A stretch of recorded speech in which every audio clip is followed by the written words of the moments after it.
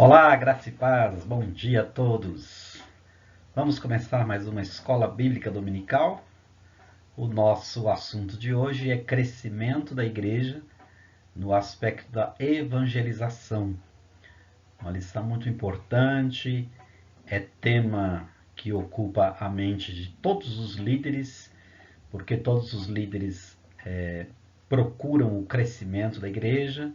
Alguns utilizam métodos inovadores, outros continuam experimentando aquilo que já vem lá desde os primeiros anos da igreja, mas a verdade é que todas as pessoas, e principalmente os líderes, querem ver, querem contemplar um crescimento da igreja. E esse crescimento é óbvio que deve se dar em duas vertentes, né? É preciso que haja um crescimento numérico, mas também é necessário que haja um crescimento espiritual, que inclusive é o tema do nosso ano, né? A maturidade. Não seria normal se uma igreja de vários anos, com membros, né, com vários anos de conversão, apresentassem sempre aquele mesmo comportamento de quando eram meninos na fé. Mas é necessário que haja um crescimento, um desenvolvimento, uma maturidade, para que Deus, então, a partir daí, possa revelar coisas mais profundas, coisas maiores. E tudo isso tem a ver com o crescimento da igreja. Então, vamos lá, venha comigo. O texto áureo desta lição é 1 Timóteo capítulo 2, versículo 4, que diz: o qual deseja que todos os homens sejam salvos e cheguem ao pleno conhecimento da verdade. Veja que texto incrível. Está falando de Deus, que o desejo de Deus é que todos os homens sejam salvos. Não somente os predestinados, não somente os escolhidos, mas Ele quer que todos sejam salvos. E a partir daí, é óbvio, a decisão tem que ser de cada um de nós. E não somente que sejam salvos, mas que cheguem ao pleno conhecimento da verdade. Temos aqui então uma expressão muito importante que precisa ser aí separada para ser compreendida. Não somente um conhecimento, mas um pleno conhecimento. Porque o conhecimento em parte, o conhecimento segmentado, ele muitas vezes não traz a resposta que o ser humano precisa, que ele almeja e que pode dar a ele então essa sustentação, essa base espiritual para a salvação. E uma outra coisa é que é um pleno conhecimento não de qualquer coisa, não de uma filosofia, não de um ditado, não de uma ideia, nem menos, muito menos de uma ideologia, mas é o conhecimento da verdade. Interessante que o perfil das pessoas da nossa geração, as pessoas são ensinadas a que a verdade, na verdade, não existe. A verdade seria algo fracionado. Existiriam diferentes verdades. Você tem a sua verdade, eu tenho a minha verdade, e as nossas verdades, mesmo sendo antagônicas, podem aí coexistir pacificamente. Mas, né, sendo aqui um pouco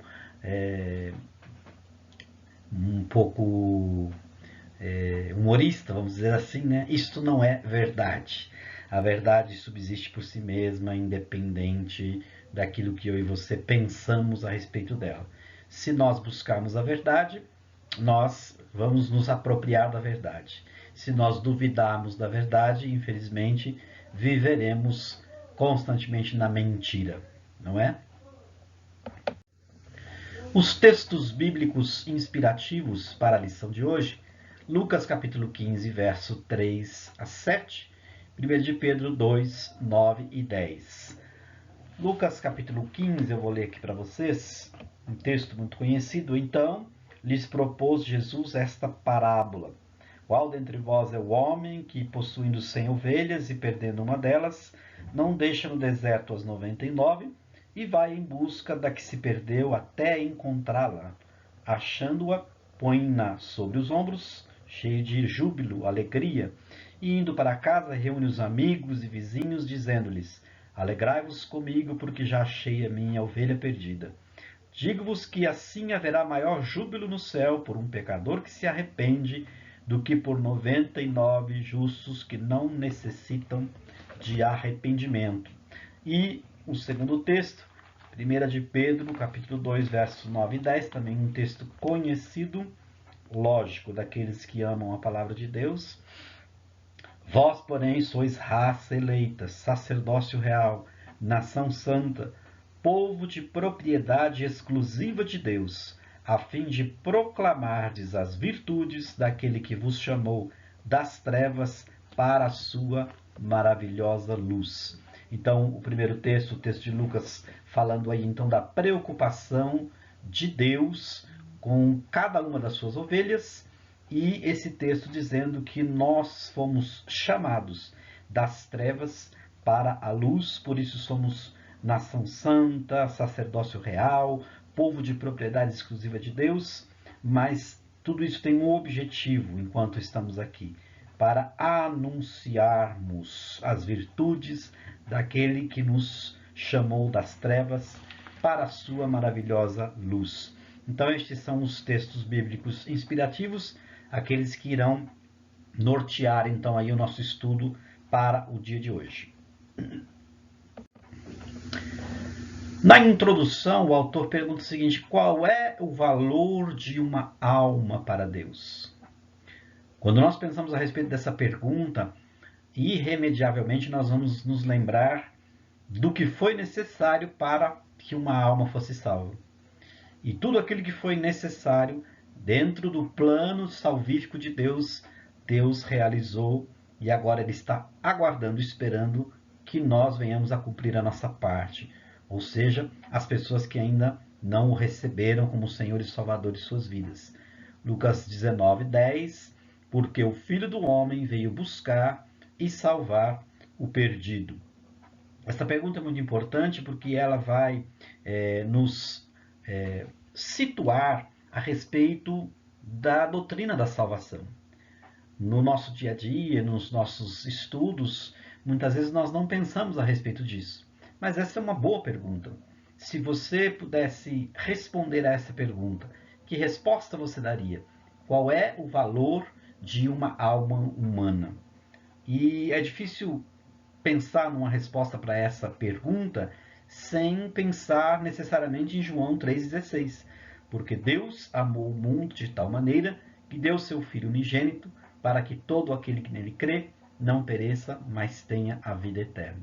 Então eu acho que este versículo, que é a síntese do Evangelho e um dos versículos mais conhecidos de todas as pessoas em todas as partes do mundo, seria a resposta apropriada para essa pergunta.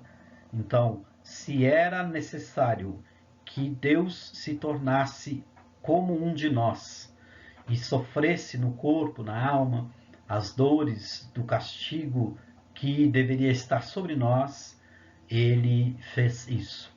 E quando ele fez isso, ele mostrou para todas as pessoas o valor que ele dá para a alma humana, porque Deus amou o mundo. Então, uma pergunta dessa é muito importante para iniciarmos as nossas tratativas a respeito da evangelização. Nós não podemos ser anunciantes do Evangelho se nós não conhecemos tudo que está envolvido na evangelização. Primeiro, nós temos que ter uma experiência pessoal com Cristo, sermos salvos e entendemos o processo da salvação, a doutrina da salvação, e aí então nós passaremos a proclamar esta salvação com propriedade. Mas é importante que cada um de nós possa responder com sinceridade e com propriedade a essa pergunta: qual é o valor de uma alma para Deus? No primeiro ponto, ele coloca o seguinte: evangelização, uma responsabilidade de todo crente. E ele diz assim que agora que nós somos filhos de Deus, perdoados por Jesus Cristo e convictos da esperança da vida eterna, então nós não podemos conter dentro de nós a alegria da salvação. O que é conter a alegria da salvação? É guardar somente para você. Aquilo que é muito bom para você, você precisa ministrar às outras pessoas. Então, pelo contrário, ele quer falar dessa nova vida aos parentes, amigos e vizinhos. Nós falamos alguma coisa muito parecida com isso na lição anterior, e nós falamos que quando nós recebemos a graça do Evangelho, a salvação sobre nossas vidas, a alegria que inunda o nosso ser, ela deve transbordar, e transbordar a ponto de que outras pessoas também possam ter essa experiência, essa expectativa. Eu me lembro da pesca maravilhosa, um dos milagres que Jesus fez.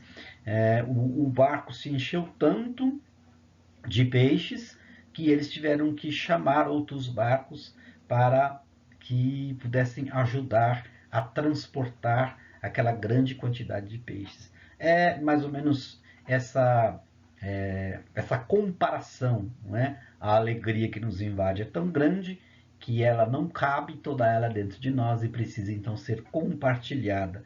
E é interessante que na economia de Deus, a economia que é repartida, na verdade, ela multiplica. Então, o resultado de uma divisão não é um fracionamento, é uma multiplicação, porque só Deus tem a capacidade de fazer essas coisas.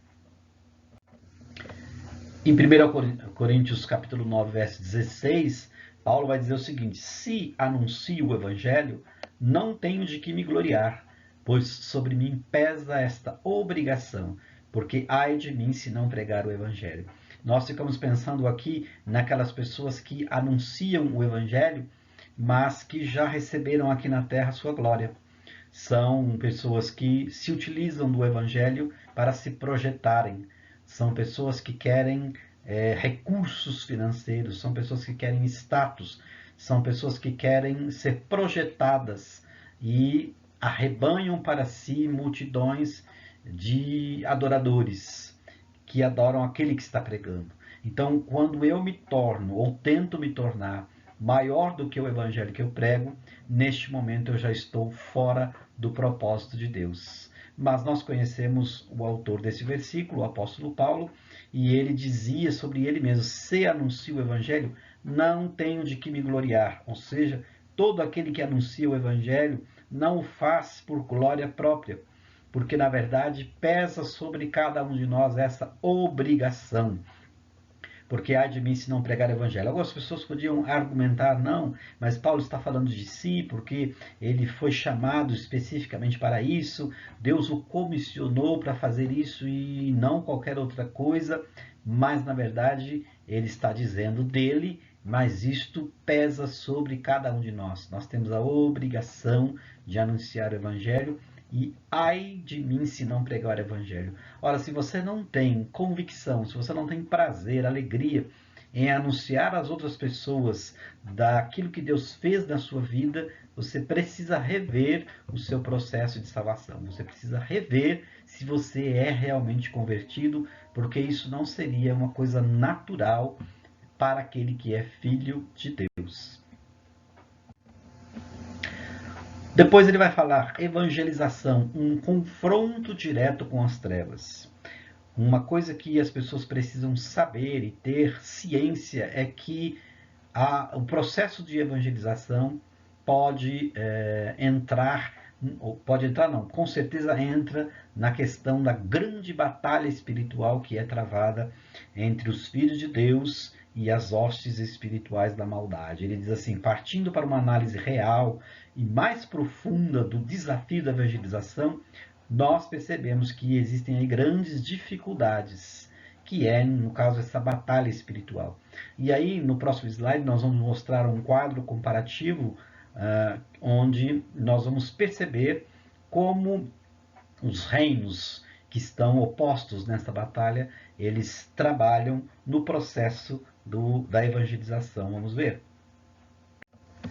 como os reinos se posicionam. Então, de um lado, nós temos a astúcia do inimigo, e quando falamos da astúcia do inimigo e comparamos com as coisas que estão acontecendo no mundo, com a degradação dos valores, com a destruição da família, com a presença sempre constante da malignidade no coração humano, não se importando com as vidas das outras pessoas, procurando destruir as outras pessoas, não se importando com o valor da vida das outras pessoas, nós vamos então entender parte da astúcia do inimigo. Então, a destruição dos valores, das coisas, da família, da sociedade, enfim, de tudo aquilo que é bom, faz parte da astúcia do inimigo para destruir as coisas e as pessoas. Por outro lado, nós temos em contraste com a astúcia do inimigo a manifestação e vitória de Jesus Cristo. Veja, quando nós falamos nessa grande batalha que sempre existiu desde que Satanás se manifestou, muitas pessoas pensam que é uma batalha de frentes opostas e que tem igual poder. Mas na verdade não é isso. Nós temos de um lado a astúcia do inimigo, mas ele tem todo o seu poder de atuação reduzido. Ele é finito, ele não é Deus, ele não tem todo o poder, ele tem um campo de atuação limitado.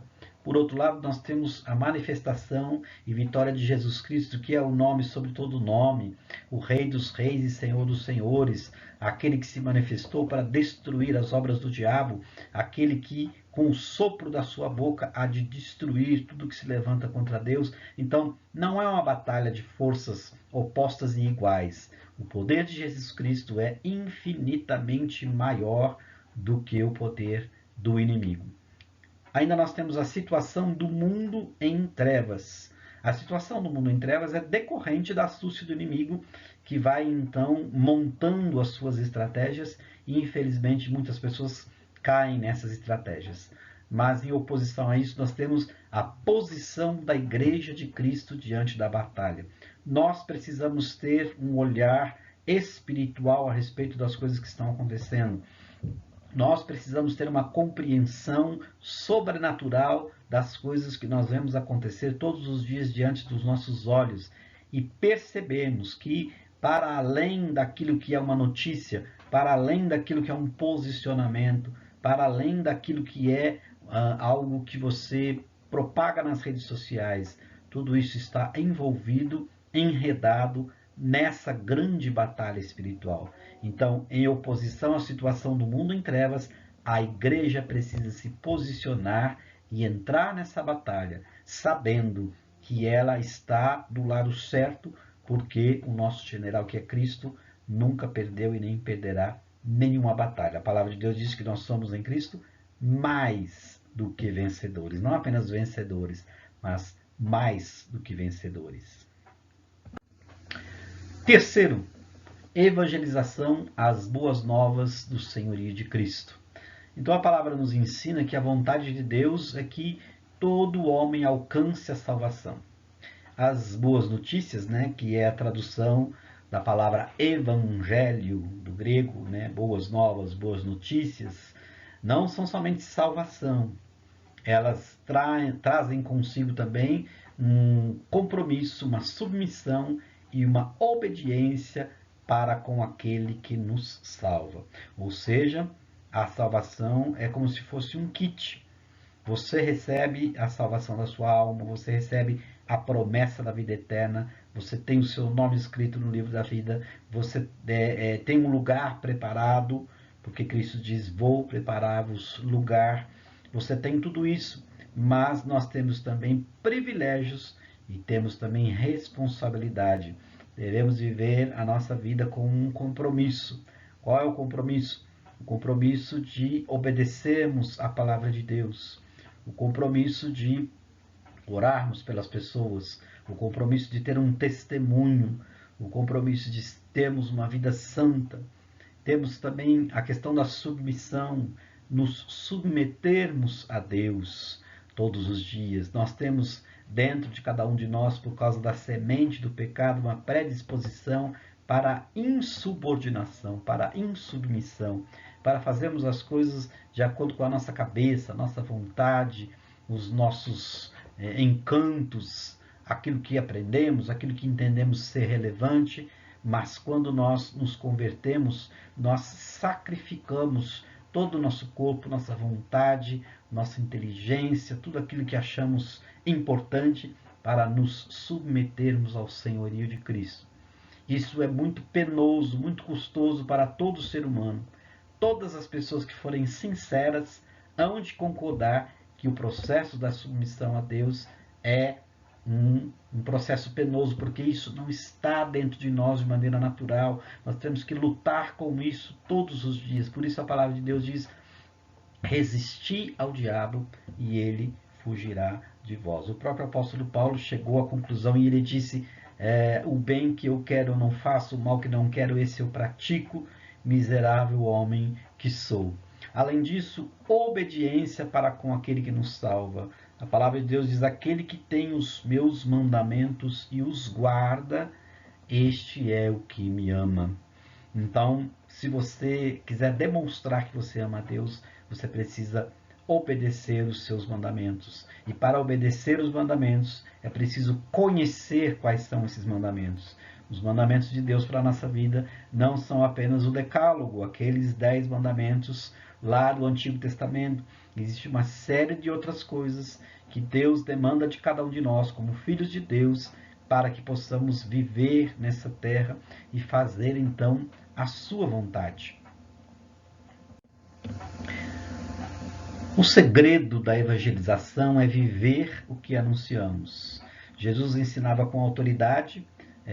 Lucas capítulo 4, verso 23. Vamos ler esse texto que ele é muito importante. Lucas capítulo 4, verso 23.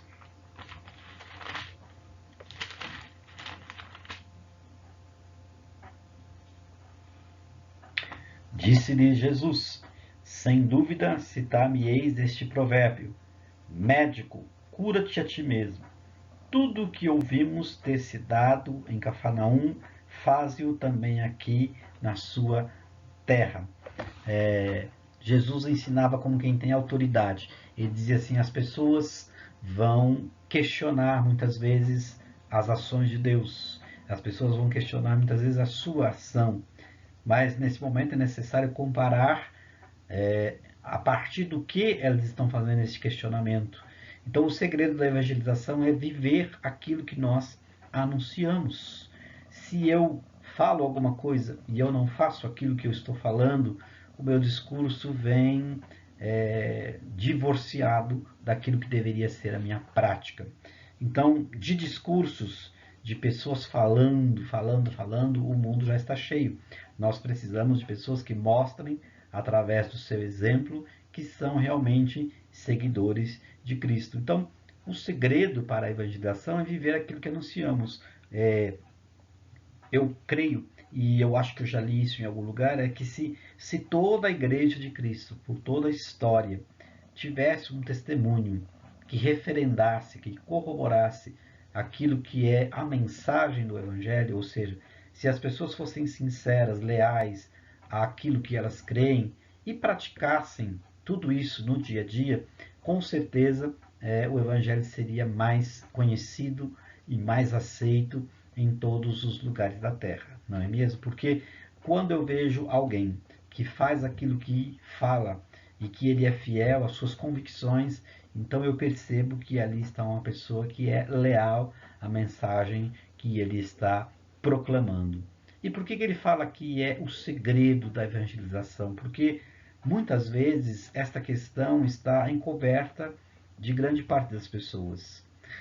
Os seguidores de outras religiões, grandes religiões, ou até aqueles que não têm nenhuma religião, acusam os cristãos exatamente disso, que o nosso discurso não vem acompanhado da prática, que as transformações que nós anunciamos para as outras pessoas, eles ainda não conseguem enxergar em nós, que aquilo que é o escopo de todo o Evangelho não é muitas vezes visto na Igreja de Jesus Cristo.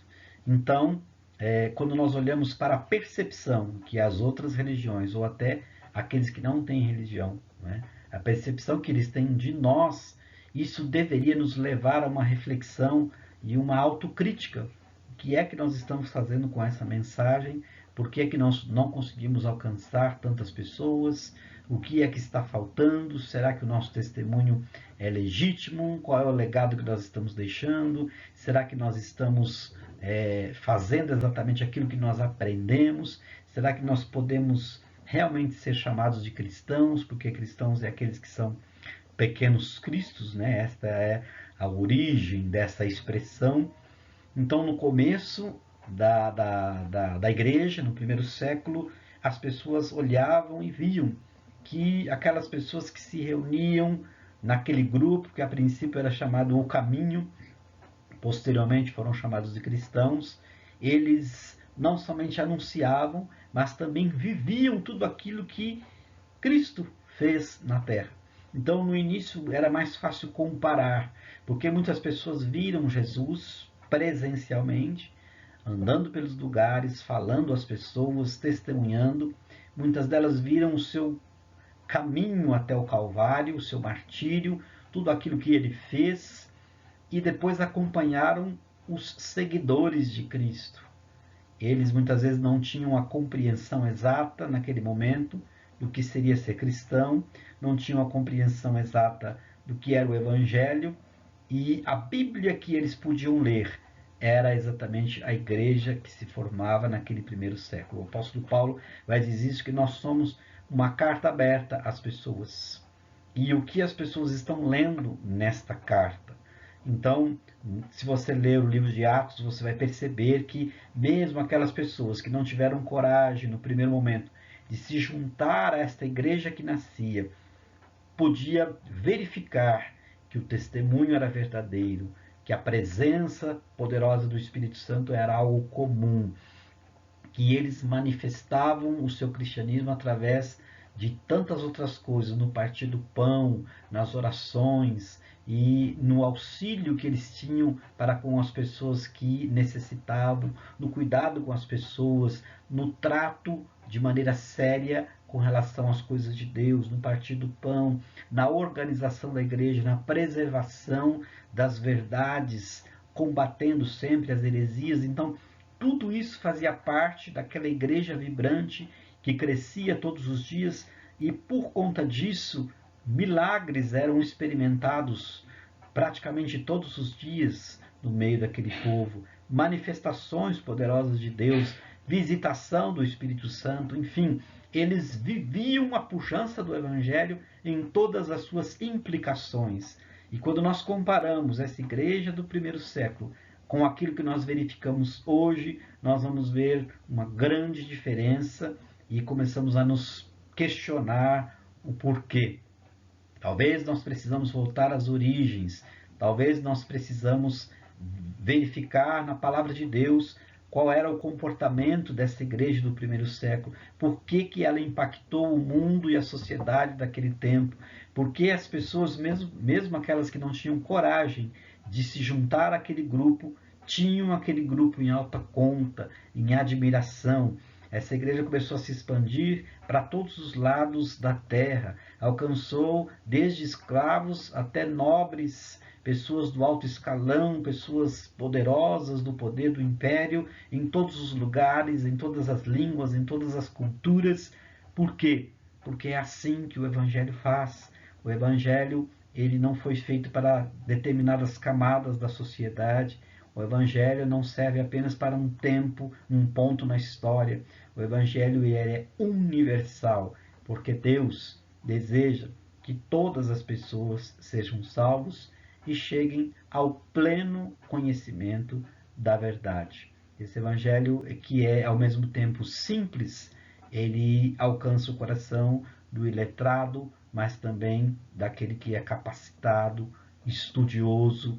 Na composição da Bíblia nós vemos que Deus se utilizou de pessoas de todos os matizes, de todas as classes sociais, de todo tipo de conhecimento, línguas, culturas, e capacitou também os homens para que esse evangelho fosse transportado para todos os lugares desse mundo, embaixo de dificuldades, sob perseguição, muitas vezes torturas, prisões, mas o evangelho foi vencendo, se expandindo, abrindo fronteiras e chegando até todos os lugares onde houvesse um coração aberto para recebê-lo. Mas para que isso fosse alcançado, foi necessário que essa evangelização viesse acompanhada de um testemunho de vida, de reproduzir aquilo que Jesus ensinou, de viver aquilo que Jesus ensinou, de copiar o seu caráter, a sua conduta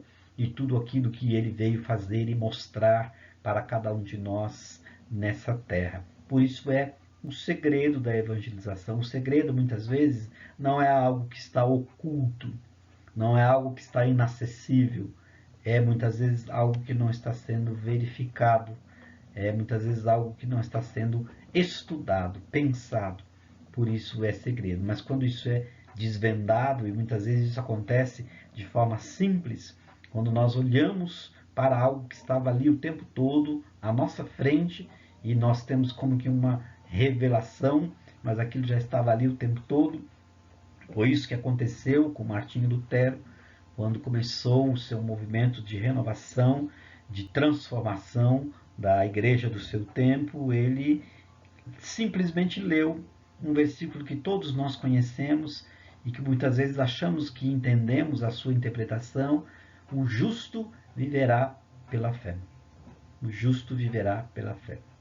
E aí, então, isso acendeu no seu coração algo tremendo, e aquilo começou, então, a transformar não somente a sua vida, mas a vida das pessoas que deram ouvidos àquilo que ele tinha para dizer. Para concluir, o grande pregador Spurgeon, em seu livro O Conquistador de Almas, ele diz a seguinte frase: ganhar almas para Jesus é a ocupação principal de um ministro de Deus, aliás, de todo o crente sincero.